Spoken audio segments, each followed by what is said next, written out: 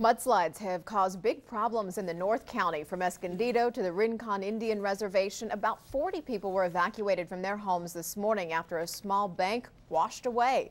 Artie Ojeda joins us from the North County. He's on the phone because there's lightning and it's simply too dangerous to go live. Artie? Right, Catherine, and among those evacuated was a mother and her two 5-month-old twins. We will hear from her in a moment.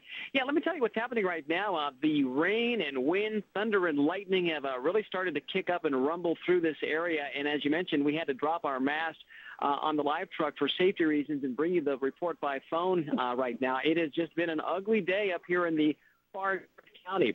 Let's start in Escondido, heading up toward Lake Wolford. This is on Lake Wolford Road, about a mile east of Valley Parkway. Crews say this massive amount of mud washed down the hillside here. Luckily, it's an isolated area, so no homes were threatened, nobody hurt, but it was going to take hours to clean up, and it wasn't clear if it would be safe to reopen that road anytime soon, so crews are going to have to evaluate what's happening up there. More problems up in Rincon, where about 40 people were evacuated this morning because of the rushing water and another mudslide.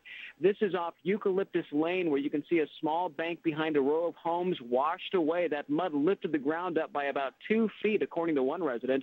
They put sandbags up trying to keep the mud away from homes, but it got as high as, the wheel rims here of a car parked between those homes. Many evacuees went to a nearby command center, including Jessica Smith and her two 5-month-old twins, Alexander and Alexa. We're getting all fired up, crazy about this weather, and just look at those two cuties, just oblivious to everything around them.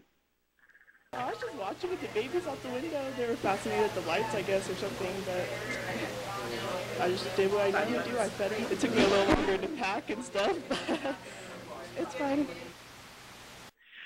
We also traveled this afternoon west through Pala to check out any damage there. We spoke to some crews on standby. They're concerned about the possibility of mudslides because of past fires. Certainly that's something that all San Diegans in the burn areas have to worry about. But up to now, crews in Pala, right now at least, did not report any significant damage. So that is the story from where we are right now on the northeastern end of Escondido, where it is starting to come down again. We've had thunder and lightning up here, and it is also, Catherine, significantly colder today than it has been the last few days. So something that we're going to have to be ready for tonight. That's the story live from Escondido. Back to you in the studio. All right, Artie, thank you. Glad the twins are staying dry. How cute are they?